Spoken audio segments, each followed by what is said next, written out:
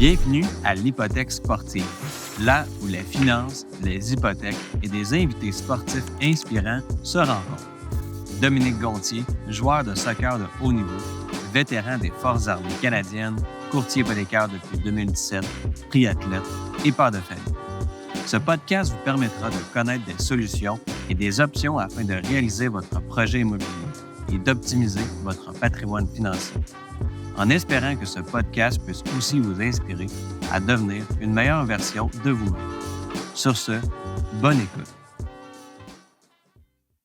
Mais quand tu es à 60% en haut de la limite de ta carte de crédit, ça affecte négativement ta cote. Okay. Fait que, moi, je me suis ramassé avec une carte de crédit de 22 000, mettons, chez Tangerine, mais j'utilisais 1 000, 2 000, 3 000. Ma cote de crédit était dans 800. Même chose pour toutes les cartes de crédit, dans le fond. Là. Okay. Mais c'est juste, quand la banque veut d'augmenter ton crédit, t'acceptes tout de suite parce qu'à un moment donné, elle va être méchante puis elle voudra pas, puis là, ça serait un bon petit mythe à démystifier. Moi, je pensais que, tu sais, en fait, c'est con, on avait eu une marge de crédit. Écoute, ça c'était incroyable, on capotait moi puis Sam.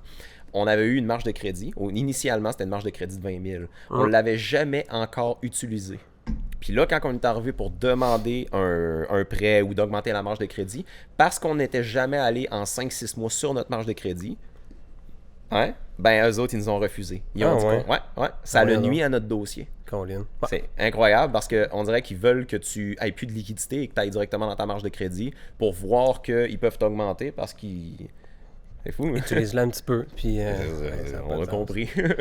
Hey Jay, je pense que c'est parti. Ouais, officiellement. Merci beaucoup d'accepter mon invitation. Ça fait plaisir. Merci à toi de m'avoir invité, Dom. Écoute, on se cachera pas. C'est mon premier épisode. Puis, je voulais commencer en force. Puis, honnêtement...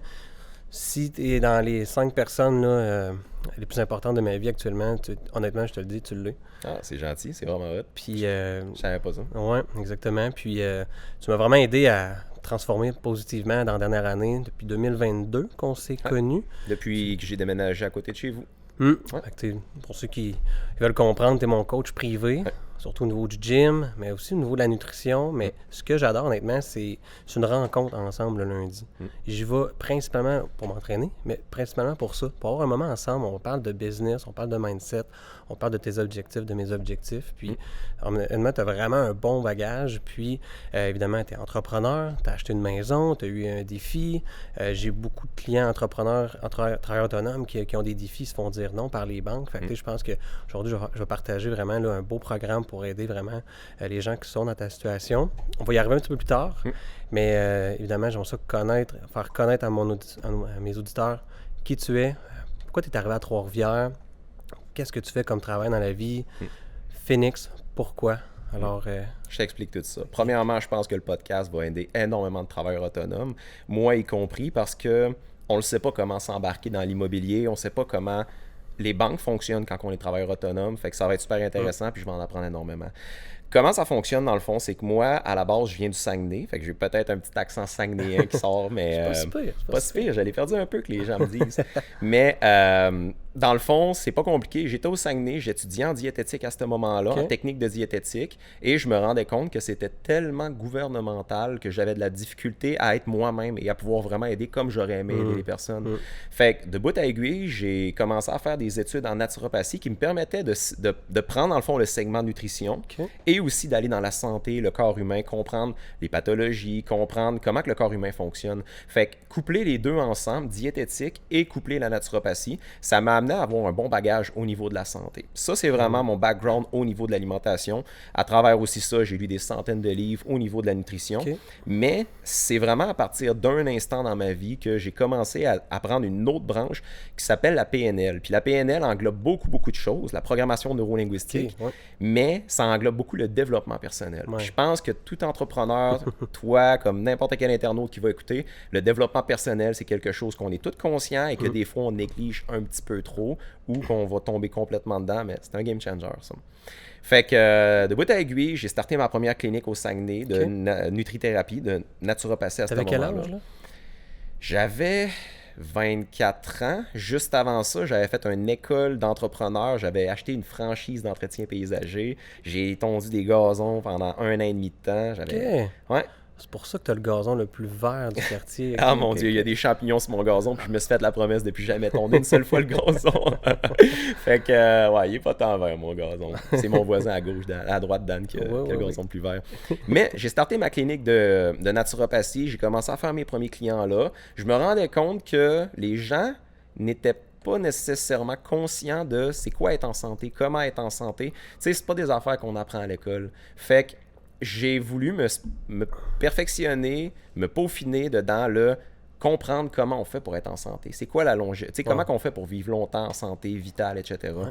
Fait que je me suis vraiment spécialisé là-dedans. J'ai eu une conjointe, une copine. Dans le fond, elle faisait ses études en technique policière et elle s'en venait ici à Trois-Rivières pour Nicolette. Fait que à ce moment-là, ben, j'ai déménagé. Ça l'a pas bien fini. Fait que je suis resté dans la ville, j'ai rencontré mon associé Samuel. Ouais. On a starté une entreprise qui s'appelle Ignite Lifestyle. T'entendras plus jamais parler de ça.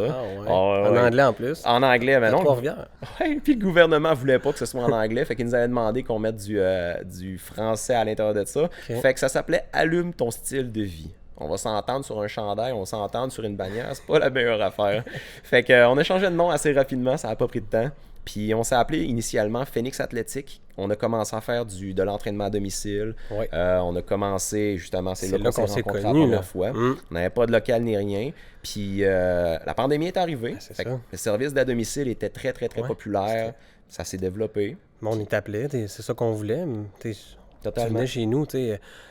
Mon voisin, 2 maisons à droite, mais moi, j'étais comme, t'as peu, là, je vois un char passer, puis Phoenix, service à domicile. Je voulais commencer à plus m'entraîner, puis c'était difficile de trouver le temps avec la jeune famille, puis Crème pris contact ensemble, puis depuis ce temps-là, on s'est pas lâché. Maintenant, je suis rendu dans ton gym, beaucoup mieux installé. Mais dans mon sol, je m'en rappelle très bien. Ah ouais, j'ai amené mes kettlebells, mes élastiques. Mon auto était comme ça. C'était incroyable. Puis c'est ça, la pandémie est arrivée. On s'est pris un petit local. On a commencé à travailler dans un gym. On n'aimait pas tant ça, encore une fois, par manque de contrôle, parce que j'aime pouvoir contrôler mon environnement au niveau de ma carrière, mon argent, etc. Et un moment donné, on a eu la possibilité de pouvoir se prendre un beau local, 4500 pieds carrés.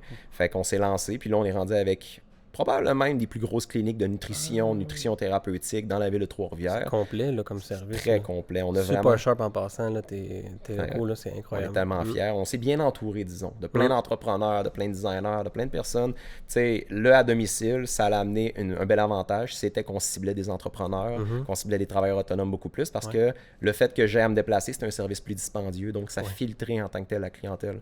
Puis là, c'est ça. On a notre clinique, fait que moitié nutrition thérapeutique. Toutes les troubles pathologiques, la perte de poids, comprendre le bien-être, avoir plus de vitalité, être plus conscient et cognitif, avoir une cognitivité plus accrue. Puis on a le segment aussi gym privé avec des kinésiologues. Que je prends un petit peu plus, mais peu importe où qu'on habite au Québec, dans le fond, on peut venir te voir aussi. Là, on en fait en ligne. Puis... On a un site internet, on vend des produits en ligne aussi. Mais pour avoir accès à mes services, c'est sûr et certain avec toutes ces, tu sais, un peu les machines, les bioimpedances, toutes ces choses-là qu'on a. C'est une belle machine, là. Faut que j'aille l'essayer d'ailleurs. Oui, la InBody bioimpédance, on est rendu avec ça en clinique. Fait que ça fait quoi exactement? Ça dit littéralement tous tes points de vitalité. Ça dit si tu es à risque de mourir prématuré. Ça te donne ton gras viscéral, ton métabolisme, ton pourcentage de gras. Ça me dit si tu es déshydraté. Puis ça, avant ton triathlon. Ironman. Avant ton Ironman, il va falloir qu'on regarde parce que si, exemple, tes cellules sont hydratées à 51-52%, tu devrais être entre 50 et 60%. Une personne qui est prête physiquement à 100%, là, vraiment optimale au niveau de l'hydratation, de la vitalisation des cellules puis tout, c'est environ à 60-61%. Fait inévitablement, on va te faire un petit protocole pour réussir à augmenter ta vitalité juste avant ton Ironman pour que tu sois on point. Ça, c'est le genre d'affaires qu'on fait. Tu sais, c'est un peu ça, tu sais. Tu as eu vraiment une belle croissance, mais on s'entend, là, c'est pas gratuit, là, tous ces achats-là, le locaux, la machine que tu me parles. Fait, souvent, justement, quand on est travailleur autonome ou en entreprise, on réinjecte tout le temps les profits pour grossir un petit peu plus, mais veut pas, on a moins d'argent après ça pour présenter aux banques quand on achète une maison. Fait, je pense qu'il y a beaucoup de personnes qui sont un peu dans la même situation que toi. Fait, mais je pense que tu me disais qu'il y avait quand même un élément déclencheur dans la vie personnelle. J'aimerais ça que tu m'en parles. Peut-être j'en ai eu des frissons quand tu en as parlé. Puis comment que le logo Phoenix est arrivé, honnêtement? C'est un très beau nom.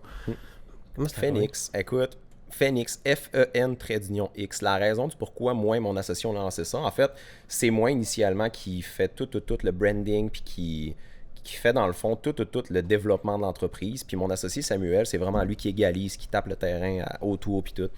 Mais pourquoi Phoenix? En fait, puis c'est drôle qu'on en parle là parce qu'officiellement aujourd'hui ça fait 7 ans, mais moi dans le fond, je suis le dernier de la famille. J'ai un grand frère et j'avais une grande sœur.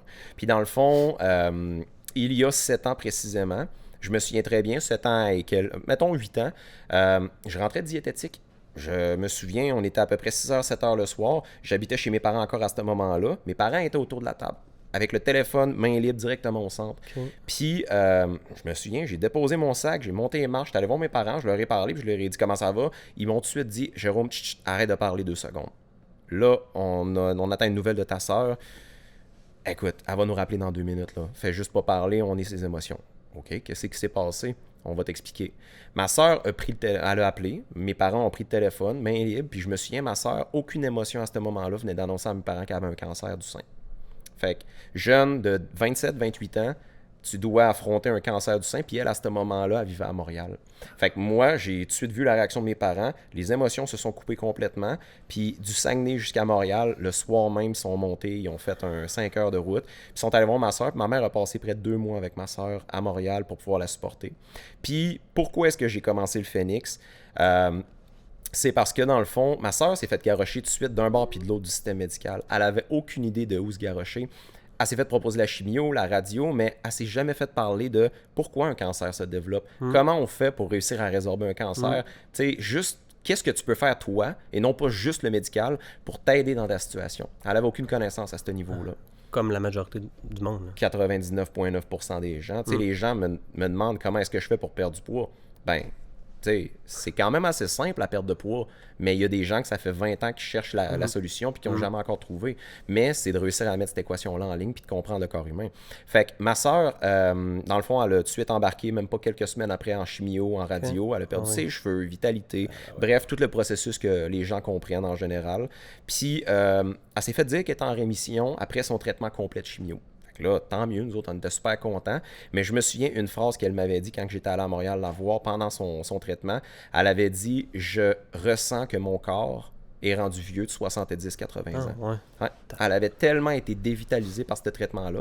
Parce que la chimio, ça tue pas juste le cancer, ça tue tout, littéralement.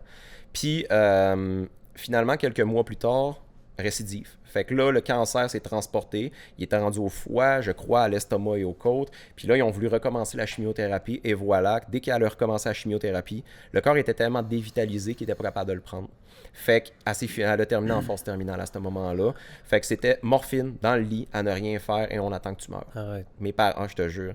Fait que mes parents, à ce moment-là, la première chose qu'ils se sont dit, c'est impossible qu'on laisse mourir notre jeune enfant. Là. Elle a même pas 28 ans, 29 ans. Là. Fait que tu peux pas accepter de perdre ton enfant. Tu m'en parles, j'ai des émotions. C'est fou, moi aussi, ça me monte. Là. Mais c'est ça, tu peux pas accepter le fait de perdre ton enfant. Fait que qu'est-ce qui s'est passé à ce moment-là, c'est qu'on a fait des levées de fonds. On a essayé d'aller chercher le plus d'argent possible pour aider le combat à ma soeur. Et on a eu plusieurs contacts par le biais des contacts par-ci par-là pour la transférer dans une clinique de nutrithérapie au privé. Je crois que c'était en Ontario, à Toronto ou aux États-Unis. Je me souviens plus précisément. J'étais jeune quand même. Puis, on l'a transféré là-bas. Le traitement était illégal ici au Canada. Fait qu'il fallait qu'on le paye au privé et il fallait aussi qu'on le fasse en cachette. Puis, on a essayé de le faire transférer ici au Canada. Ça marchait pas. Ils voulaient pas. Littéralement, il n'y a aucun docteur, aucun infirmière qui voulait injecter ça à ma soeur. C'était de la vitamine C à très fort dosage. Le médicament s'appelait le DCA. Et aussi, à travers tout ce parcours-là, en nutrithérapie, là-bas, ils l'ont formé au niveau de comment un cancer se crée. Qu'est-ce que tu peux faire au niveau de ton mode de vie pour faire attention à toi? Elle avait ses petites pousses, elle faisait des capsules avec ça, elle avait tout coupé les aliments inflammatoires, elle avait coupé tous les aliments pouvant créer une augmentation au niveau des phyto et des endoestrogènes ou quoi que ce soit. Fait que vraiment, elle avait cleané son mode de vie et le cancer se résorbait. Ah, ouais. Puis ma soeur, elle a vécu près de 2 ans, 3 ans plus tard, rien qu'à cause de ce traitement-là. Wow. On est allé à des shows de musique, elle avait recommencé le CrossFit. Fait que bref, en comprenant comment que le corps fonctionne, en donnant de la vitamine C qui est un antioxydant qui tue les cellules cancéreuses, en optimisant son mode de vie, on est allé chercher de l'espérance de vie de plus, même quand elle avait un corps dévitalisé puis tout. Fait que De bout à aiguille, ma sœur, son combat, sans expliquer toute l'histoire, parce que ça pourrait prendre vraiment du temps. Ben oui. Mais son cancer, un moment donné, il se résorbait, ça allait bien, mais elle s'est ramassée avec de l'acide abdominal. Il y avait des métastases à l'intérieur de ça. Et de bout à aiguille, elle a dit « Je suis pas prêt à recommencer d'autres traitements. Je veux pas refaire de chimio. Je vais juste laisser le cancer gagner. » Puis elle s'est laissée, elle est allée en phase terminale, puis je pense 2 semaines, 3 semaines plus tard, c'était fait. Puis sur son lit de mort, elle m'avait demandé de venir la voir, puis je me souviens, dans les dernières heures, elle avait reçu un médicament, mais elle m'avait demandé de venir la voir. Elle m'a ouvert une petite boîte, il y avait un toutou à l'intérieur que j'y avais donné quand j'étais jeune en cadeau, puis il y avait un pendentif avec un phénix dessus. Puis, c'est ça, il est encore dans ma voiture en ce moment. Après ça, j'ai voulu me lancer mon entreprise. J'ai vraiment j'avais le désir d'aider du monde et surtout d'aider le monde à comprendre comment être en santé. Puis tu sais, c'est vague, mais si une personne ne sait pas comment vivre longtemps et en santé, si la personne ne prend pas soin d'elle, qu'elle travaille, qu'elle est stressée, qu'elle dort pas bien, que peu importe l'environnement dans lequel elle vit, elle se donne pas de chance. Tu sais, c'est beau d'accomplir des richesses, c'est beau de faire plein d'affaires, mais si tu décèdes à 35-40 ans, ça vaut pas le coup. Ben non, ça vaut pas se rendre Fait malade. que c'est là que j'ai dessiné le phénix que j'ai sur mon poignet, que j'ai partout autour de moi. Puis c'est comme ça que Phoenix est né. Après ça, j'avais le désir d'aider du monde puis de comprendre la maladie. Fait que je me suis vraiment spécialisé là-dedans. Puis là, on est rendu avec la plus grosse clinique pour ça. C'est incroyable pour elle. C'est l'histoire. C'est inspirant, c'est choquant. Ça nous remet aussi les bonnes valeurs à bonne place. Ouais. Il faut être conscient de notre santé. C'est important. Parce que tu sais, c'est bien beau travailler, peu importe qu'on est salarié, entrepreneur, mais il ne faut pas mettre au détriment de notre santé. On n'a pas le temps, on mange mal, on ne s'entraîne pas, tu sais. Puis pour vrai, c'est assez incroyable. Puis merci beaucoup du partage, honnêtement. J'ai eu des frissons. Je vais m'en remettre un petit peu de mes émotions. Ouais, je te vois là. Parce que tu m'en as jamais vraiment parlé aussi. Ça n'en était pas parlé. Non, je me rappelais que tu as encore je pense sur ton rétroviseur, là, il est là. un phénix que tu avais donné, en fait. J'ai encore le toutou aussi. Ouais, ça, c'est sûr, tu vas le garder. Éternellement. Mais le phénix, il est tatoué sur moi. Puis tu sais, ça, c'est la version que j'avais dessinée. Je me souviens, il était minuit et demi, 1h du matin. J'étais dans mon appartement, anciennement au Saguenay. Puis je voulais me lancer une entreprise. Ignite Lifestyle, initialement. Puis c'était ce phénix-là. Je l'ai dessiné pendant environ 3-4 heures sur des feuilles. Puis un moment donné, j'avais abouti à 5-6 croquis. Puis c'est lui qui a sorti du lot. Puis après ça, on l'a mis en application. Puis là, on a refait un rebranding complet. Cool. Ça m'a fait mal au cœur de quitter le phénix. C'est encore un phénix, mais plus géométrique et plus de calibre médical pour représenter notre clientèle. Mais il reste immortalisé sur mon avant-bras toute ma vie. Parfait. Tout aussi simple que ça. Jay, merci beaucoup, honnêtement. Maintenant, là, tu es Bécancour actuellement. Saint-Angèle de Laval. Beau petit coin, on a un beau coucher de soleil. C'est quoi le numéro de ta porte? 10,75, toi, 10,90. Il est tellement écrit en gros. 10,95. Ah, je me suis tellement trompé. 10 en chiffres romains avec 95. C'est vrai, des chiffres impairs. Puis, t'as acheté en 2022? 21. Ouais. Avec on était pas mal en pandémie actuellement. T'as eu quand même une belle chance. Ouais, mais c'est ça, exactement. Quartier vraiment, là, tout nouveau, jeune. Puis j'aimerais ça que tu me parles de ton processus, là, comment ça s'est passé. Oui. Je ne t'ai pas pour parler de l'institution financière, on va pouvoir parler. Puis j'aimerais ça que tu me poses 2 questions aussi que tu aurais aimé ça savoir au début. Puis, tu sais, pouvoir y répondre parce que clairement, si tu te l'es posé, je pense que plusieurs vont se poser aussi la question. Fait, comment ça s'est passé, entrepreneur, faible revenu d'un rapport d'impôt, je suis pas mal sûr, là, d'acheter avec ta conjointe Caroline. Puis, petite parenthèse en passant, félicitations pour monsieur Papa Jérôme. Ça paraît pas trop, les serres, tout nouveau, merci beaucoup. Ça fait quoi, 2 semaines? 2 semaines officiellement aujourd'hui, petit pet. À la RIC, petit bébé. Wow. Merci à maman qui t'a laissé venir ici aujourd'hui. Elle est à la maison, puis elle va probablement écouter ce podcast-là. Clairement. Je m'attendais à être un peu plus fatigué, mais non, à date, ça va bien. Je vais en profiter pour remercier aussi ma blonde là, pour s'occuper des enfants pendant que je suis ici. Puis, merci. Un homme n'est rien sans la femme, sans ses femmes, sans sa femme. Exact. Fait, comment ça s'est passé ton processus? En fait, t'expliquer simplement, puis je pense que beaucoup de personnes qui vont écouter ça vont se retrouver dans la même situation que moi. Quand on commence en entreprise ou en étant travailleur autonome, quoi que ce soit, on va s'entendre sur une chose, si on ne connaît pas le jeu de l'argent et la game des banques, tu te fais ramasser bien. Mhm.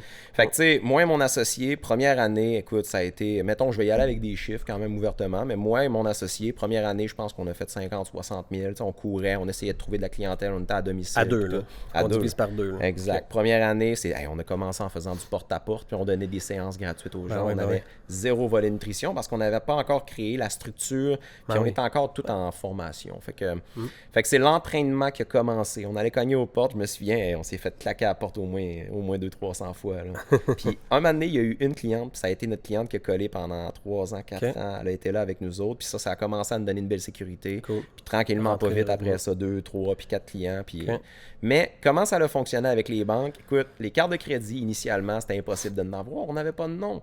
Fait que, tu sais, on s'est starté une entreprise. Ça fait 1 an qu'on travaille. On a 50 000 à deux, donc 25 000. Là-dessus, tu payes des impôts, tu as plein d'affaires.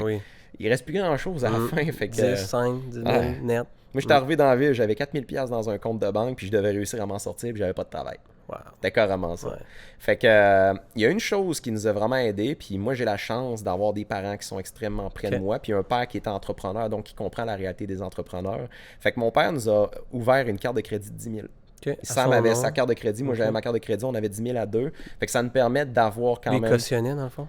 Comment? Il cautionnait à... Exactement, il cautionnait. Endossé. Il nous avait dit, je vous fais confiance, prenez vos responsabilités, payez la carte de crédit, affectez pas mon nom de crédit. Fait que tu sais, il nous a donné une méchante bonne chance. Fait qu'avec ces 10 000 $-là, on a pu aller se payer des pamphlets, on pouvait se payer ici, on pouvait se payer un peu de Google, on pouvait se payer des petites pubs, puis tu sais, on avait tout le temps notre roulement. Fait qu'on rentrait 3 000, on repayait 3 000 sur la carte, puis c'était ça non-stop. Tout le temps. Ça a pris quasiment 2 ans avant d'avoir accès à pouvoir prendre 1 an et demi avant d'avoir accès à pouvoir prendre des cartes de crédit qui étaient 2 000 au début. Tu fais pas grand-chose avec 2 000.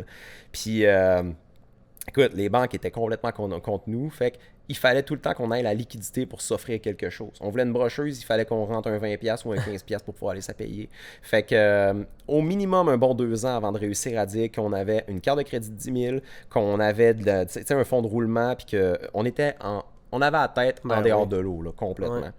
Puis, j'ai acheté ma maison quand ça faisait 3 ans que j'étais en entreprise. On a eu une opportunité. La pandémie était là. Les taux hypothécaires étaient extrêmement faibles à ce moment-là. Combien tu me l'as dit? 2,28. Wow. Ouais, ça va en faire des jaloux. Fixe 5 ans. Ouais. Fixe 5 ans. Fait qu'il me reste encore 3 ans. Profites-en. Puis en plus, la maison, c'est une maison neuve 2019. Fait qu'on s'entend qu'il n'y aura pas tant de problèmes. Ben non. T'as encore garanti en plus. Fait que, dans le fond, c'est un couple qui se séparait, qu'il fallait absolument qu'ils s'en débarrassent. Puis c'était... Si vous êtes prêt à mettre de l'argent là, vous rentrez là. OK, ouais. Fait ça n'a pas été long, là, la pancarte. Je ne sais même pas si je l'ai vu long. Littéralement, le couple s'est séparé. Il venait de finir la construction. Puis nous autres, on est arrivés là-bas, on a regardé la maison. Ça faisait des dizaines de maisons qu'on cherchait. Puis le marché, à ce moment-là, pendant la pandémie, c'était incroyable. C'était, tu fais un offre. Exemple, une maison de 300 000, tu offrais 300 000. Puis finalement, il finissait par vendre à 400 000. Ah, ça n'a pas de sens. C'était impressionnant. Ouais. Fait que les taux hypothécaires ont comme créé ça en tant que tel. Là, mais c'est ça. Fait que on a eu cette opportunité-là. On a tout de suite proposé. Il y avait eu une autre personne qui avait proposé le montant de 300 000 pour l'hypothèque, sauf que sous condition de vente de leur maison. Puis finalement, 48 heures plus tard, on s'est fait appeler et on s'est fait dire qu'on avait notre maison. Sinon, on n'aurait pas de maison encore en ce moment. Parfait. Fait que là, tu as appelé quel prêteur? Nous, dans le fond, un prêt hypothécaire? C'est un prêt hypothécaire. On avait un prêteur, puis je pense que c'est Groupe Investor. Ouais, OK. Ben oui. Groupe Investor, puis... dans le fond, c'était un contact à moi via une cliente, une ancienne cliente. Fait que c'était son conjoint. Puis depuis ce temps-là, il nous a toujours offert, c'était notre conseiller financier en fait. Ben oui. Puis ça a été très simple comme processus. Il a regardé les états financiers à ma blonde, elle travaillait au gouvernement à ce moment-là, mais elle se préparait à quitter le gouvernement. Oui. OK, son revenu, là, talon de paye, T4, là, tout était salarié au gouvernement. Fait que, ça l'a là. Vraiment aidé. Ça, c'est une belle stabilité au niveau de ta conjointe qui t'a permis là, de fait pouvoir... elle-même était capable de passer, puis moi, avec mon peu de revenus, on a réussi à en faire fitter. Ouais. Mais aussi, j'avais travaillé à l'hôpital quand j'étais étudiant en diététique. Ça l'a fait en sorte que j'avais un fonds de pension qui s'accumulait. Fait que j'ai placé 50% dans un CRI et j'ai retiré l'autre 50% pour payer la mise de fonds. Ouais, OK. Ouais, je fait que, disons que tout fitait à la perfection. Le timing était impressionnant. Parfait. Ma copine se préparait à quitter sa job. Ouais. On a fait une demande. Si, exemple, elle avait quitté sa job comme elle l'a fait 3 mois, 4 mois plus tard, on n'aurait jamais eu cette opportunité-là. Puis encore en ce moment, je pourrais quasiment faire un demi-million, mais je n'aurais pas passé aux banques. C'est fou. Ça dépend. Faudrait que tu viennes me voir. Faudrait que je vienne te voir, exactement. Parce qu'il y a tellement d'air d'avoir des affaires en hypothèque qu'on comprend pas. Là. Les gens, des fois, ils me demandent durant le processus de financement, je peux changer de travail, tu sais, des fois je suis pas heureux, tu sais, une belle opportunité. Ouais. C'est quand même, tu sais, risqué. Je te dirais, tu sais, va chercher ta maison, va chercher ton préfinancement, notarie la transaction, puis après Après ça, regarde, fais tes affaires. C'est ton carrément projet. ce qu'on a fait. Exactement, tu sais. On l'a fait instinctivement. OK. Puis t'avais mis 20% ou 5%? 5%. 5%. 5%. Parfait. On OK. n'avait pas les fonds à ce moment-là. Puis moi qui étais débutant en entreprise, Non, je c'est bien réinjectais correct. la totalité de tout ce qu'on avait. Mais 95%. quand tu dis qu'on n'a pas les fonds, c'est pas mauvais, là, passer par la SCHL. C'est une opportunité d'acquérir un actif immobilier, d'avoir ta propre maison avec seulement 5% de mise de fonds. Oui, tu payes une prime SCHL ou il y a d'autres assureurs là, de 4% qui va s'ajouter sur le financement. Tu le payes sur 25 ans, mais ça te donne aussi accès, ben oui, à la maison plus tôt et à un meilleur taux d'intérêt. Tu sais, on va chercher souvent un La SCHL 0.2, a des meilleurs taux d'intérêt. 0.2, 0.3. Des fois, OK. c'est plus que ça le rabais. Tu es juste en produit variable. Là, aujourd'hui, on est peut-être à du 6,8 en moyenne, là, Incroyable. variable avec 20%. Mais quand on a la SCHL, tu sais, 6,30, 6,25 là, qu'on est capable d'aller chercher. OK. Fait que, tu sais, il y a quand même une... C'est sûr que à long terme, tu peux être quand même kiff-kiff, on va dire, sur comment tu as sauvé d'intérêt et la prime. Mais tu sais, je pense que c'est surtout, tu peux acheter tout de suite. Tu sais. Fait que, tu sais, faut pas voir ça. Là, Tu sais, on va s'entendre sur une chose. Pendant la pandémie, le prix des maisons a explosé. Oui. Fait que, tu sais, moi, en ayant passé par la SCHL, en ayant donné une mise de fonds de 5%, Si tu avais attendu, probablement que j'aurais payé ma maison extrêmement plus cher, puis j'aurais dû payer une mise de fonds plus chère. Sauf que là, c'est l'effet inverse. J'ai payé avec la SCHL, j'ai eu ma maison, mais là, la maison, si elle a pris 75 000, 100 000 de exactement, valeur, là. c'est déjà une Ouais. bonne affaire. Ah là. oui, clairement. Minimum, tu sais. dans notre quartier en plus, avec Bécancour, l'usine Hein? qui s'en vient. Ben puis oui, ah, Ouais. c'est fou. Je pense que c'est 3000 emplois. Là, que je... tout. Honnêtement, Incroyable. Incroyable. il y a C'est Ford qui vient ici. il faudrait pense. confirmer. Clairement, c'est une usine au niveau de la batterie. C'est Ford qui vient ici. Ouais. Puis, tu sais, il y en a aussi, avec des conseils financiers, des fois, la stratégie, c'est sûr que les taux d'intérêt sont un petit peu plus élevés qu'ils l'étaient, mais des fois, c'était bon de quand même mettre un 5%, 10% aussi au besoin, mais de garder le reste, puis de décider de l'investir, puis d'avoir les rendements, tu sais, au niveau de l'argent que tu peux garder, coussin financier aussi, parce que clairement, si tu mets toutes tes liquidités, après ça, tu sais, Absolument. il y a des frais de démarrage, tu sais, puis, fait que, tu sais, c'est sûr que ça dépend de chaque situation, là, qu'est-ce qui est le mieux. Puis Ok. vous autres, c'était l'idéal au niveau... C'était un petit coup de circuit, comme je dis. C'est un Exactement. coup de chance. Puis c'est plate à dire parce que le malheur des autres fait le bonheur de certains. Fait que moi, Ouais. ça a été un peu ça. Un couple qui s'est séparé pour que j'aille à ma maison. Puis là, je suis rendu avec un petit pet. Peut-être que j'aurais même pas d'enfant encore à ce jour. Fait que... Ben oui, Ouais, ouais. ouais. Ok. Fait que belle opportunité. Je suis vraiment, vraiment content de ça. Puis y avait-tu des choses qui étaient un peu inconnues pour toi durant le processus que tu as appris sur le moment? Ah, je savais pas ça, moi, pour acheter une maison. Ben, de un, je connaissais absolument rien au niveau des maisons. Fait que même le principe de SCHL, j'avais jamais entendu parler de ça. Puis tu sais, je me posais cette question-là, puis peut-être que tu vas pouvoir me répondre. Pourquoi payer ça? Tu sais, pourquoi prendre la SCHL versus le 20% de mise de fonds? Parce que, tu sais, moi, j'avais pas la liquidité pour faire le 20%, mais ça aurait été quoi les avantages, à part payer la maison sur, plus petit paiement, mais sur un plus court temps aussi? Ben, on peut le mettre sur 30 ans quand on met 20% par contre. Là. Ok. Donc, ça Plus permet petit de paiement. diminuer, c'est ça exactement. Ok. Sauf la prime SCHL, tu peux avoir aussi une marge de crédit hypothécaire. Ok. Parce que quand on met 20% et plus, là, on peut avoir un produit avec une marge de crédit qui donne accès peut-être à certaines stratégies là, au niveau de l'hypothèque. OK. Mais tu sais, chaque situation est vraiment là, propre à chacun. Puis, tu sais, il y a aussi tous les frais de démarrage. Je pense que tu me partageais l'autre jour que tu avais été surpris là, par rapport à ça. Tu sais, il ne faut pas oublier que la taxe de bienvenue, on a juste allé sur taxedebienvenue.com, super facile à savoir, mais tu sais, ça tourne quand même souvent aux alentours de 3 000, 4 000. Notaire veut pas 3 000, augmenter 4 000, leurs frais. On parle de 1 600 à 2 000, tu sais, tout Ça avait dépendant. été 2 000. J'avais payé à Bon, total. 2 000. Ah ouais, mais c'est... L'inspection qui est à Ouais. 600 700 qui est très recommandé. Puis tu serais surpris le nombre de transactions qui avortent à cause que ça n'a pas passé à l'inspection. Fait que les gens qui je veux pas payer l'inspection, c'est un 700 la maison, est bien correct, je l'ai visité avec mon beau-père qui est charpentier menuisier. Ouais, puis c'est ça. ouais, OK. Mais attends un petit peu, tu sais, il y a beaucoup de choses là, qu'un inspecteur peut aller voir, puis ça arrive souvent, fréquemment. Je te pose une question, Ouais. tant qu'à être dans le sujet. Est-ce que, selon toi, ça vaut la peine de payer 800 $? Exemple, une situation comme moi, qui est jeune entrepreneur, qui n'a pas nécessairement les finances et tout, est-ce que tu conseilles de payer l'inspection dans une maison récemment faite? Ben est oui. encore garantie. Moi, je l'ai fait puis inspecter. Tu l'as fait 2 inspecter? ans. Elle avait 2 ans autoconstruction de mon côté. Fait que clairement, c'était pas un entrepreneur non plus qui l'avait construit, c'était le vendeur lui-même. Fait que- Ouais. Puis, veut pas, on a réussi à déceler plusieurs points. On n'a pas baissé le prix vraiment. Tu sais, on avait vraiment eu un bon prix. Par contre, tu sais, on a été, garde, on va aller de l'avant, mais j'aimerais ça que telle affaire soit corrigée. OK. Puis, fait que c'est des choses que C'est jamais des j'aurais affaires qui vues. valent la là. peine de Mais non, faire. exactement. Puis même que le vendeur ne savait pas nécessairement. Fait que, clairement. Est-ce que maintenant, dans le marché actuel, tu penses que si on demande une inspection, tu as moins de chances d'avoir la maison? Est-ce que les vendeurs peuvent refuser à cause de ça? Là, on quand- est en 2023, OK? Ouais. En novembre. C'est plus vraiment C'est plus ça. un enjeu. OK. Durant le COVID, malheureusement, puis même l'OACQ s'est penché là-dessus, il y avait des offres d'achat sans condition de financement, C'est incroyable. sans condition Le monde prenait des d'inspection. risques, puis il payait plus cher. C'était fou. Puis ils payaient plus cher pour avoir la maison. Ça fait juste pas de sens. Il y a eu certainement des vices cachés. Fait que, clairement, je ne le recommanderais pas là, de ne pas le faire. Puis ça fait partie du frais de démarrage. Sache que la SCHL ou même la banque demande de voir 1,5 % du prix de maison. Puis non, du prix de maison.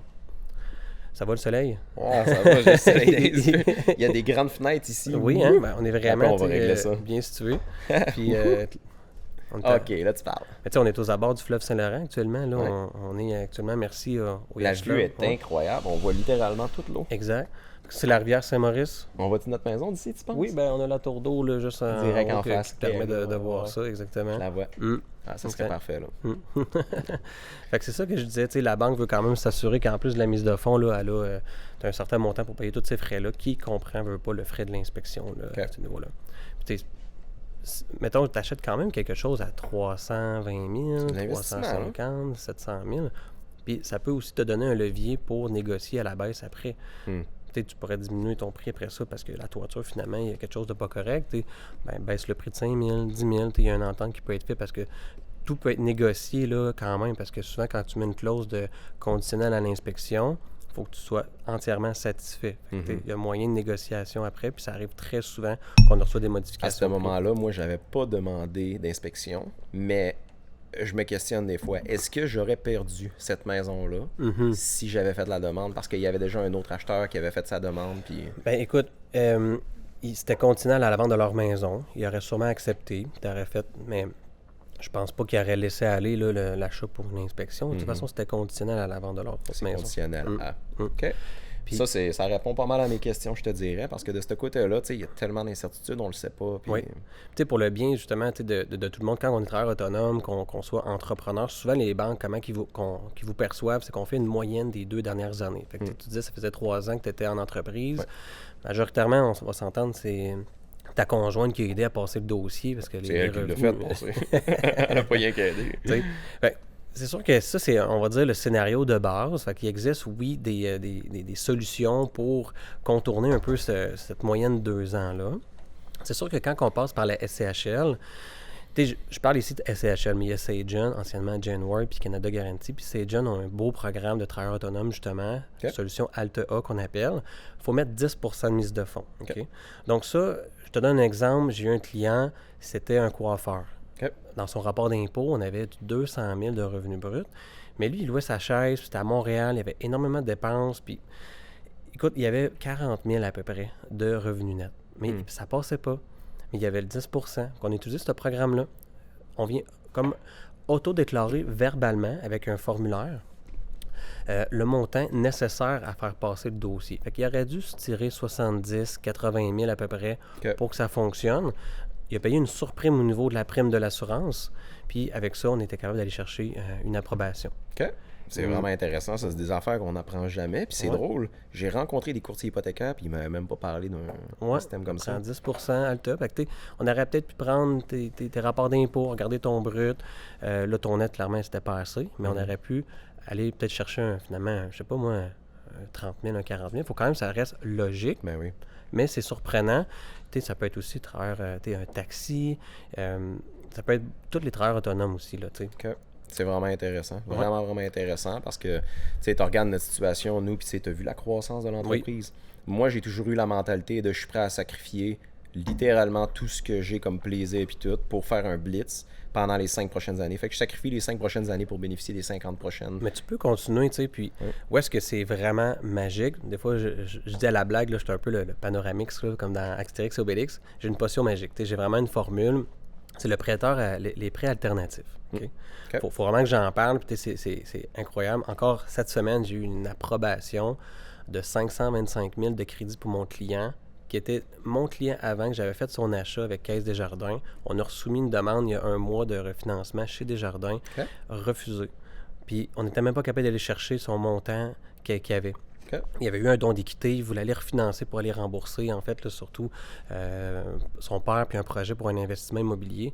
Puis le prêteur, sa propre institution financière, il a dit, garde, attends, c'est trop récent, je sais que tu te tires un salaire de 70 000, mais juste depuis 3 mois, donc on veut attendre. J'ai utilisé le programme que je vais parler, puis on est allé chercher 525 000. Approuvé de même. Je suis aussi connu dans une genre de communauté de gardiennes à la maison, subventionnées, des garderies subventionnées par le gouvernement à la maison. Sincèrement, les rapports d'impôts, c'est n'importe quoi. Il n'y a pas beaucoup de revenus là. Mais si on regarde qu'est-ce qu'elle fait vraiment comme rentrée d'argent, honnêtement, ça va à 80, 100 000 avec qu'est-ce que le gouvernement donne. Ils ont tellement de dépenses.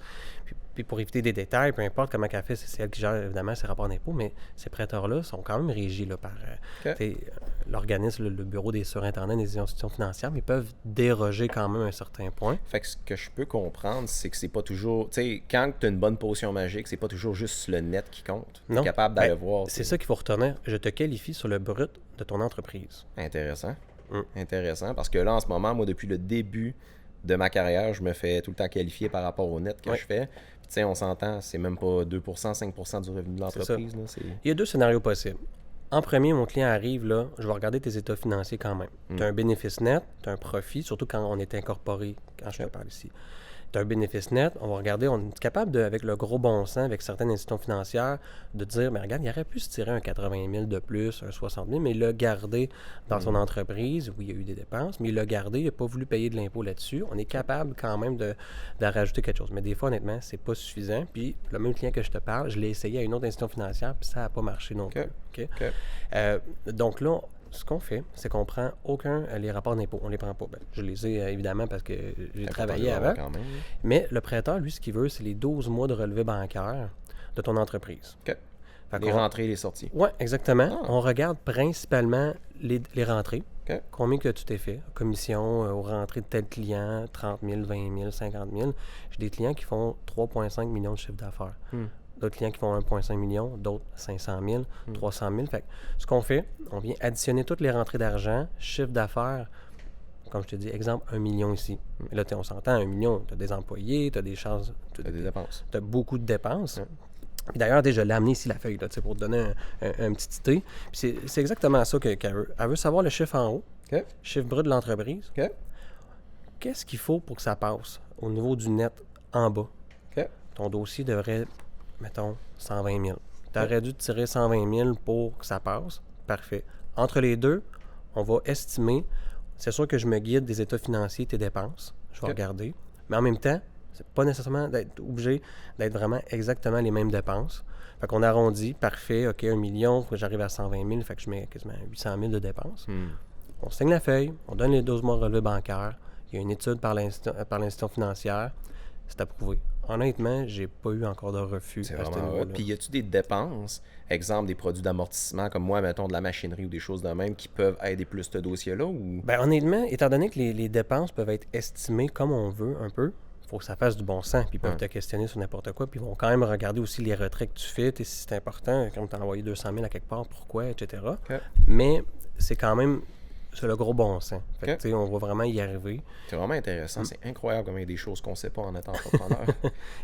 Ça, c'est bon autant pour acheter une maison, un condo, un duplex, triplex, quadruplex. Il faut rester dans le 4 logements et moins. Puis tu pourrais même, avec ce programme-là, acheter au nom de ta compagnie, opérante ou gestion.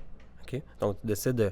Par exemple, ton profit, tu as 150 000 au niveau de l'entreprise. Tu aimerais ça l'investir dans un plex ou dans un projet immobilier. Tu ne veux pas le sortir personnellement pour payer de l'impôt. C'est ta mise de fonds. Mais tu peux te créer une nouvelle compagnie, exemple de gestion immobilière. Tu transfères la mise de fonds. Tu ne payes pas d'impôt là-dessus parce qu'elle en a déjà payé dans la compagnie opérante. Et cette compagnie-là peut acheter, on n'est pas obligé d'aller dans le département commercial toujours, où est-ce que le taux d'intérêt est plus élevé. Donc, c'est vraiment intéressant. Il y a plusieurs de flexibilité. Honnêtement, c'est peut-être 20, je dirais 15% de mon volume annuel dans ces programmes-là, mais j'adore. Je sais que j'ai une grosse valeur ajoutée. Des programmes Puis vraiment mes clients, honnêtement, intéressants. je leur dis, c'est un peu un processus qui va être un petit peu cow-boy là, pour le fun. Là. Je leur fais comprendre que ça va être cow-boy un petit peu. Là. Mais c'est dans la finition que la magie se passe. Hein? C'est carrément exactement, tu sais. Ouais. Puis ils sont bien à l'aise, puis après ça, ils font « Wow, mais comment ça quand on connaît pas ça? » Puis les gens sont comme un petit peu aussi, des fois, avec l'objection au niveau du taux d'intérêt. Honnêtement, j'ai un client, là, 6,79, 3 ans fixe. La Caisse Desjardins fait un 6,49 actuellement. OK. Je dis Caisse Desjardins, toutes les institutions financières, dans un 3 ans, sont proches du 6,5. Là. OK. Donc, on parle vraiment pas d'un gros haut taux d'intérêt. OK. Parfois, ça peut monter à 1 tout dépendant de la cote des crédits du client. Il y a aussi un frais généralement de 2 mais il y a moyen des fois d'avoir moins de frais pour ça. Okay. Mais mettons que je te dis, écoute, un financement de 500 000 tantôt, ça coûte 10 000 de frais. C'est cher. Oui, mais attends un petit peu. Pour passer, il faudrait que tu te déclares pendant 2 ans, 120 000, 2 ans de temps. On va dire un taux d'imposition, j'arrondis à 50 à la hausse. Tu calcules, c'est peut-être 60 000 d'impôts. Mettons, on la baisse à 40 000 fois 2, c'est 80 000 d'impôts que tu dois payer pour passer. Moi, je te dis, garde temporairement un frais, 10 000, avec un petit taux d'intérêt, puis au renouvellement, il n'y a pas de frais. Il y en a qui restent dans ce programme-là longtemps parce qu'ils se disent, mais là, moi, je ne serais pas payé de l'impôt pour rien. Mettons, je suis bien avec mon 40 000 par année, mon 50 000, puis il reste comme ça. Puis souvent, les taux sont meilleurs aussi au niveau du renouvellement parce qu'ils sont quand même dans le prêteur A qu'on appelle. Parce que tu es en hypothèque, tu as les prêteurs A, Banque nationale, Desjardins, conventionnels, les prêteurs virtuels. Tu as le B, ici que je te parle, et tu as le privé. Mais ils font quand même des produits normaux. Donc, souvent, au renouvellement, les taux sont quand même très intéressants. C'est vraiment intéressant. Puis, j'ai une question qui me venait à la tête en même temps que tu parlais de ça. Ça, c'est le genre de choses qu'on ne connaît pas, mais toi, est-ce que tu fais de la finance? Est-ce que tu fais d'autres choses que les hypothèques? Tu fais du résidentiel? Est-ce que tu fais du commercial aussi? Ou... Bien, honnêtement, je peux faire du commercial, mais ça dépend vraiment. Puis du commercial pur, non. Je vais déléguer à un collègue là, chez Plaine-Prêt. Mais je te dirais que un 5 logements et plus jusqu'à 8 logements, c'est souvent considéré comme un commercial. Tu vas acheter un 6 logements, mais au résidentiel, on a une institution financière qu'on est capable de financer quand même au résidentiel. Il y en a 2. Surtout un 6 logements, on a quand même 2 options au résidentiel. Les gens pensent, il faudrait que j'aille au niveau du département commercial, non, on peut le faire. Au même titre que, tantôt, je te parlais qu'on peut acheter avec une compagnie un duplex, un triplex. Il faut que j'aille chez telle institution financière, département commercial. Non. Il y a des programmes au résidentiel qui permettent d'avoir un taux d'intérêt aussi bon que si tu achetais une maison à ton nom personnel. Tu pourrais te faire payer le notaire, l'évaluation. Ça dépend, tu sais, chaque institution financière est différente, mais il y en a à peu près 3 qui se démarquent à ce niveau-là. Puis moi, j'aime beaucoup travailler justement, puis d'offrir ces solutions-là. Puis les gens, des fois, sont au commercial, puis se rendent compte que ça existe. Ils viennent me voir, on les transfère au résidentiel, ils sauvent 1-2 d'intérêt. Plus de frais de dossier annuel aussi, de révision. Sinon, au commercial, il y a des frais à ce niveau-là. Donc, vraiment plein de... C'est un peu un gros coffre à outils, un courtier hypothécaire. Oui, beaucoup de stock. Beaucoup de stock. On connaît. Est-ce qu'on connaît par cœur sur le bout de nos doigts toutes les normes? Au fil du temps, presque oui, mais c'est sûr qu'il y a des choses qu'on ne connaît pas, mais on va toujours s'adapter. On va aller chercher l'information quand on ne connaît pas nécessairement, mais on a accès à ça. C'est très rare que j'ai un refus d'un dossier complet, que je ne peux pas aider. Rendu là, honnêtement, c'est parce que ça va pas bien. Qu'est-ce qui peut faire mal à un dossier, admettons, pour un jeune entrepreneur comme moi? Qu'est-ce qui peut empêcher de justement passer au niveau d'un courtier hypothécaire ou quoi que ce soit? Bien, je pense que d'ailleurs, tu es dans cette situation-là. Ton auto. L'auto? Ton prêt automobile, souvent, mais c'est mon entreprise qui le paye. Je me vire l'argent de ma compagnie à mon nom perso parce que c'est une allocation que je me fais kilométrique. Oui, mais tu as quand même à ton bureau de crédit un 600 $. Exactement. Donc, surtout quand on passe par la SCHL ou l'assureur, eux autres, tout ce qui paraît au bureau de crédit, que ce soit une compagnie ou pas qui paye, que ce soit une autre personne que tu endosses un char, écoute, il faut le compter dans ton ratio d'endettement. Fait que de ce que je peux comprendre, un prêt auto, tu essaies de clencher ça le plus vite possible. Oui, parce que honnêtement, c'est sûr que là, règle du pouce avant, c'était à peu près 400 $ de paiement, t'enlèves quasiment 100 000 de capacité d'emprunt, entre 75 et 100 000. Fait que c'est souvent ça qui fait la différence, autant pour un jeune qui sort de l'école, qui a une nouvelle job, c'est ça c'est ça que je vois souvent. Donc, quand tu commences en affaires, oui, tu as besoin de bouger, tu as besoin de te transporter. Fait qu'il faut que tu aies une voiture. Est-ce que tu es capable peut-être temporairement d'acheter une petite voiture, payer cash ou pas un gros prêt, de prendre le plus long possible? Je pense pas. Est-ce qu'on peut faire des amortissements sur 10 ans au concessionnaire? Je suis pas sûr. 7 ans, clairement. Les intérêts vont te manger aussi. Oui, mais tu sais, c'est temporairement. Puis c'est un prêt ouvert, tu peux le rembourser. Puis ce qui est le fun quand on est incorporé, par contre, c'est là qu'il est important de prendre la location de voiture ou le prêt à même l'entreprise. Oui, je te dirais, en entreprise en démarrage, tu vas le cautionner personnellement parce que l'entreprise n'a pas vraiment un historique. Mais ça, c'est moins grave. Quand on est capable de démontrer qu'il y a un relevé bancaire, que c'est l'entreprise qui a le paiement, même si à ton bureau de crédit personnel, ça passe, on peut le faire enlever de ton ration d'endettement. Très intéressant. Fait que de ce que je peux comprendre en étant entrepreneur, location, sans aucune hésitation. Ça aide. Par contre, ce que j'aime pas de la location, c'est que c'est difficile de s'en départir si c'est un enjeu, puis c'est une opportunité, une maison coup de cœur, peu importe. Tu cèdes ton bail. Faut que tu cèdes ton bail. C'est pas demain matin que tu peux le faire. Un prêt, c'est plus facile. Tu peux peut-être le vendre un petit peu plus facilement ou tu peux avoir de l'aide temporairement de la famille. Écoute, tu me passes 20 000, je claire mon prêt. Fait que ça dépend, mais il faut faire attention à trop s'engager dans des paiements comme ça en début de carrière. Vraiment intéressant. Fait que, tu sais, ça dépend encore une fois du dossier de la personne, de ce que je peux comprendre. C'est toujours ça. Toujours. Okay. Chaque hypothèque a son histoire, honnêtement. N'importe qui est différent. On a toute une histoire personnelle, mais honnêtement, tu serais surpris. Dans chaque dossier, il y a du positif à 100%, mais il y a toujours un petit quelque chose de négatif. Exactement. Ouais. Et à force, avec toute l'expérience, dès le premier appel ou la première analyse, je sais exactement c'est quoi le petit bobo, comme on dit, mais quel prêteur va pouvoir régler ce problème-là plus facilement. Voici les options. Puis c'est fait ça, que dans le fond, de ce que je peux comprendre, toi, ta job, c'est des contacts. Faut que tu aies des contacts. Les contacts, on les a. C'est les banques, c'est les directeurs de compte. Mais c'est la connaissance, l'expérience, l'aisance de savoir... On ne veut pas faire perdre de temps au client. Justement, il vient nous voir pour, veut pas, magasiner où il tourne d'intérêt, faire sauver du temps sur le magasinage, mais si en plus on peut vraiment l'aider à ne pas perdre son temps et du stress, à avoir des refus, puis crème, telle banque m'a refusé. Non, mais c'est parce que il y avait peut-être cette petite notion-là qu'il y avait dans ton dossier, mais tel prêteur, lui, ça ne dérange pas. Ça doit faire mal un dossier quand une banque te refuse. Savais-tu qu'une marge de crédit personnelle non garantie, d'habitude, on prend 3% du sol. OK? 10 000, c'est 300$. Okay. Donc, 50 000, tu sais, des fois, des étudiants ou même des résidents en médecine qui ont des marges de crédit à 150 200 000 d'utiliser. Ça arrive souvent. Ça arrive souvent. Ou juste 75 000, une marge à 40 000. Bien, tu as une institution financière très connue, OK? La Banque Scotia, que j'adore travailler avec cette banque-là. Elle vient souvent me sauver des dossiers. Dès que c'est 50 000 et plus, non garanti, je peux l'amortir comme une marge de crédit hypothécaire sur 25 ans à un taux d'intérêt de 7 fait au lieu d'avoir un paiement de 3 000 $ dans les ratios d'endettement, ça descend à 600 $, 700 $ dans le ratio d'endettement. Le dossier passe comme ça. Ouais. Wow! Tu sais, quand moi, j'ai le dossier, il arrive par fiche sur le bureau de crédit, une marge à 60 000 ou juste même... Il y en a un que c'était comme 45 000, mais il y avait une limite à 60 000. J'ai dit honnêtement, là, pour telle raison... On s'en va là-dedans. Oui, puis... Là, ça bloque, mais tu vas me trouver un petit peu fou, mais emprunte, prends 10 000, ta marge va venir à 55 000, mets-le dans ton compte. On fait l'approbation, on l'a, rembourse le 10 000 dans la marge. Wow! OK. Mais lui, ça représentait ta institution financière, exemple. Tout qu'une game, hein? Oui, exactement. Tout qu'une game, wow. C'est un petit peu de mettre comme un puzzle, en fait, là, tous les morceaux à la bonne place pour être sûr que ça fonctionne. Incroyable. Fait que dans le fond, de ce que je peux comprendre, puis après ça, je pense qu'on va parler un peu de sport. Moi, je veux savoir un peu plus ton histoire avec l'Ironman que tu te prépares à faire. Oui, bien, merci. Mais qu'est-ce que j'allais dire? Pas grave. Je l'ai perdu. C'est sûr que je voudrais parler, de mon sport, clairement.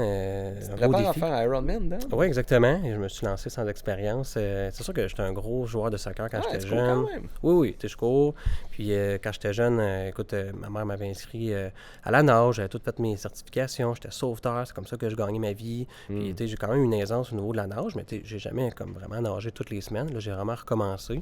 Puis j'ai lâché l'armée parce que j'ai fait de l'armée pendant 10 ans. J'ai joué pour l'équipe nationale au niveau du soccer. Puis j'étais capitaine de l'équipe des Lions de Valcartier. Honnêtement, c'était le soccer, le sport, c'était ma vie. C'est ça qui me tenait aussi dans l'armée. J'étais vraiment motivé. Pourquoi initialement tu es allé dans l'armée?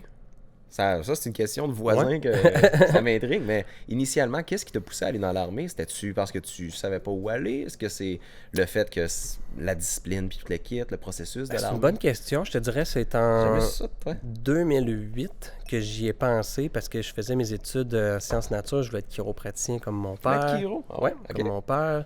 Puis au cégep, on est jeune, on a 18 ans. Puis ça allait bien, j'avais des bonnes notes, mais je me rappelle avoir poché mes mathématiques. Algèbre linéaire, le prof, honnêtement, c'était à cause du prof. Je l'ai refait le cours, le prof était incroyable, j'ai pété des scores. Okay. Mais j'étais jeune aussi, j'avais pas la maturité. Fait qu'au professeur, le premier professeur qui a fait couler. Mais ça a fait que, tu sais, à 18 ans, en plus, c'est difficile à 18 ans de savoir qu'est-ce que tu vas faire exactement dans ta vie. Tellement pas de clarté à ce moment-là. J'étais sauveteur. J'avais eu sur un terrain de soccer, les ambulanciers étaient venus, il y avait eu un incident, puis j'étais comme, wow, OK, c'est vraiment intéressant. Fait que tout est venu un petit peu en même temps. Je me suis dit, crème, je pense que je vais être ambulancier à la place. Donc, j'ai déménagé à Québec. J'ai fait le programme là, de soins préhospitaliers d'urgence. Puis, dans ma classe, il y avait quelqu'un qui était dans l'armée. Il volait de ses propres ailes, il était payé par les forces. Il y avait tout le linge, tout. Puis moi, j'ai quitté le nid familial. Il fallait que je travaille fort. Puis, je voulais vraiment être autonome. Puis, c'était une belle opportunité de dire à mes parents, regarde, arrêtez de me payer le loyer ou la nourriture. Je veux faire mes propres affaires. Je veux l'indépendance. Puis, j'étais très sportif. Fait que c'est sûr que je me suis dit, ben pourquoi pas? Puis 2 ans avant, j'avais regardé là, pour être technicien médical au lieu d'être ambulancier, tu sais. Mais j'étais peut-être pas prêt, puis il y avait quand même, tu sais, ça brassait beaucoup en Afghanistan, je te dirais, là. Puis ça devient plus stressant. T'avais pas ta famille à ce moment-là, non? Non, clairement pas. Fait que je me suis dit, non, peut-être pas. Puis, mais après ça, encore là, j'ai maturé, puis j'ai appris sur le métier, puis là, OK, parfait, je peux être subventionné par les forces pendant 3 ans. Fait que là, j'ai fait mes études subventionnées. Je joue au soccer pour le cégep, je n'étais pas stressé par la vie financièrement, ça allait super bien. J'ai fait mon service militaire, j'étais allé à Saint-Jean, puis j'ai fait 3 ans temps plein à Valcartier. À un moment donné, je pensais faire ma vie là-dedans, peut-être même devenir médecin ou physiothérapeute militaire. Okay. Fait que t'étais dans le domaine, tu voulais être dans le domaine du sport la santé, ou de la santé. Oui, exactement. OK, intéressant. Puis je te dirais que là, je voulais avoir une famille, je regardais beaucoup de mes amis ou mes supérieurs partaient tout le temps, puis j'étais comme, je suis pas sûr que c'est ça que je veux offrir à ma famille tout le temps à partir. Fait que je me suis orienté finalement vers l'immobilier, l'entrepreneuriat, aucunement. Donc j'ai laissé faire l'armée, vraiment des beaux souvenirs, j'ai fait des très belles rencontres. Qui m'a amené en hypothèque actuellement, puis je regarde vraiment pas, je fais tellement des belles rencontres, puis je parle à beaucoup de gens par jour, ça j'adore, puis tu sais, honnêtement, c'est vraiment une belle rencontre là, que j'ai faite depuis 2022, là, puis je suis vraiment content. J'apprécie cette reconnaissance-là. On est dû pour un petit souper bientôt aussi, là, maintenant que ta conjointe peut prendre un petit verre de vin, quoi que j'ai énormément... Moi, on en prend. Non, mais là, depuis qu'elle a recommencé à pouvoir prendre de l'alcool, là... Jay, j'aimerais finir par 3 trucs simples pour améliorer la santé, qu'on soit entrepreneur, père de famille, peu importe. C'est quoi le top 3 pour toi qu'il faut faire? Ouais, certain. Écoute, au niveau de la santé, puis ça, là, je vais m'adresser à tous les entrepreneurs, tous les travailleurs autonomes. Vous avez même beau courir après l'argent, après la plus grosse entreprise, après la plus grosse carrière ou la plus grosse notoriété. Si vous n'avez pas la santé, ça ne vaut pas le coup. Puis souvent, ça, là, je commence avec ça parce que c'est un game changer. Je te pose une question, Dom, puis après ça, je réponds à ta question. Okay. Admettons, OK, que je t'offre un chèque en blanc. Le chèque en blanc, là, tu as tout l'argent du monde, tu as tous les rêves. Tu peux être à Dubaï dans le plus grand penthouse, tu peux t'acheter tous les bateaux du monde, tu peux faire ce que tu veux, même si c'est pas juste financier, tu peux avoir la liberté financière pour le restant de ta vie. On serait fou de refuser ça, hein? Jamais à checker ton compte de banque, tu t'achètes ce que tu veux, il baissera jamais. Tout le monde voudrait ça. Mais si je te dis que ce chèque en blanc-là vient avec un cancer phase terminale, puis tu sais que tu meurs dans la prochaine année. Non. Ça, prends jamais. Tu viens de refuser tous tes rêves, tout l'argent, l'ensemble de toutes les choses que tu pourrais réaliser dans ta vie contre ta santé. Okay. Oh non, c'est fou, là. Mais il y a du monde non-stop sur le chantier de la construction, en train de travailler 70-80 heures par semaine que je rencontre à ma clinique, qui me dit qu'ils n'ont pas le temps de prendre le temps de manger, qu'ils n'ont pas le temps de boire de l'eau, qu'ils n'ont pas le temps de se coucher tôt. Fait que c'est fou parce que pour 80 000, pour 100 000, pour 150 000, pour un demi-million, on n'arrête pas d'hypothéquer notre santé non-stop. Fait qu'au niveau de mes 3 conseils, la première chose, c'est de prendre conscience que votre santé, c'est la chose la plus importante. Puis que si vous êtes debout en ce moment sur vos pieds, que vous avez vos 2 jambes, vos 2 bras, que vous avez un cœur qui bat, que le cerveau fonctionne bien, puis tout, soyez reconnaissant de ça. Ça, c'est la première étape. Faut la santé pour être capable de travailler, s'occuper de notre famille. Là. Exactement. Puis tu sais, Deuxième affaire, c'est sûr et certain, si vous mangez des aliments ultra transformés, si vous mangez des aliments que vous n'êtes même pas capable de comprendre les ingrédients qu'il y a à l'intérieur. Tu sais, je donne souvent cet exemple-là, mais si tu décides de manger une poitrine de poulet ou une canne de thon, ça a combien d'ingrédients, ça? Un, du poulet ou du thon. Le thon, peut-être de l'eau dedans. Là, mais quand tu arrives pour manger une barre protéinée, que tu peux acheter n'importe où, puis qu'il y a 35 ingrédients, de la maltodextrine, avec du sucralose, avec plein d'autres produits que vous n'êtes même pas capable de savoir c'est quoi. Tu sais, vous n'êtes même pas capable de l'imaginer dans votre tête à quoi ressemble ce produit-là. Mangez pas ça. Ça va affecter vos cellules, ça va affecter votre vitalité. Tu sais, les aliments et ce que vous mangez, ce sont des communicateurs avec votre corps. Quand tu manges une pomme, il y a des fibres à l'intérieur qui vont aller activer le transit intestinal, qui va aller nourrir votre système immunitaire. Quand vous mangez une pomme, il y a de la vitamine A à l'intérieur qui va aller trigger des fonctions. C'est des communicateurs. Fait que c'est vraiment important de comprendre que si vous envoyez des aliments qui sont ultra transformés, faits par des hommes en sarreau en laboratoire, votre corps ne réagit pas de la même façon, il ne va pas percevoir ces aliments de la même façon. Fait que vous n'allez pas avoir la même vitalité, même cognitivité, la même santé, puis la même longévité. Ça, c'est le deuxième point. Et le troisième point, ça, c'est le plus important pour tout entrepreneur. Allez vous chercher une dose de sérotonine et d'endorphine. Fait que faites de l'activité physique. C'est un must. Il faut bouger, il faut faire de l'activité physique. Ça a bien beau être juste une marche, ça a bien beau être juste d'aller vous oxygéner le cerveau en allant marcher, courir ou peu importe quoi. Ou vous pouvez aller dans une salle d'entraînement, travailler votre masse musculaire. Mais pour avoir une belle longévité, avoir de l'énergie, être capable de prendre vos petits-enfants plus tard dans vos bras, de tout faire ce que vous avez à faire, il faut que vous entreteniez votre corps. C'est un must. Fait que trouvez votre sport. Au pas, c'est de trouver le temps aussi, mais où est-ce que tu pourrais pas sacrifier, mais exemple, moi j'ai 2 jeunes enfants, ils se lèvent vers 7h, 7h30, mais j'ai appris à me lever vraiment de bonne heure pour avoir mon temps à moi puis prendre le temps d'aller m'entraîner. Ça fait tellement du bien, la sérotonine, l'endorphine, c'est fou. Je veux pas, je suis un petit peu stressé, je veux pas ce matin, ça allait quand même bien, mais je me dis, regarde, je m'en vais courir un 6 km ce matin, t'es même pas avant 7h, puis après, honnêtement, je me sentais tellement bien. Super bien, c'est sûr. Tu vides toute frustration puis tout à ce moment-là, puis tu sais, t'as lâché un mot que j'entends 99,999% du sacrifice, quoi. Non, manque de temps. Tu sais, avec une famille puis avec tout. On va s'entendre sur une chose. Tu sais, le manque de temps, là, c'est relatif à chaque personne. Elon Musk, on va s'entendre, c'est probablement le gars qui travaille le plus fort de la planète. Là. On s'entend, un des hommes les plus riches du monde. Je pense qu'il est rendu 2e. C'est le propriétaire de Louis Vuitton, le plus riche maintenant. Mais Elon Musk, savez-vous combien d'enfants il y a? Sais-tu? Non. Je pense qu'il y en a 7 ou 9 enfants. Arrête. Fait que, tu sais, peut-être qu'il y a des nourrices, peut-être que tout, mais ça reste quand même que le gars a Tesla, il y a SpaceX, il y a Neuralink, il y a énormément de grosses entreprises internationales de plusieurs centaines de milliards de dollars, puis il réussit quand même à prendre soin de lui, faire sa santé, puis tout.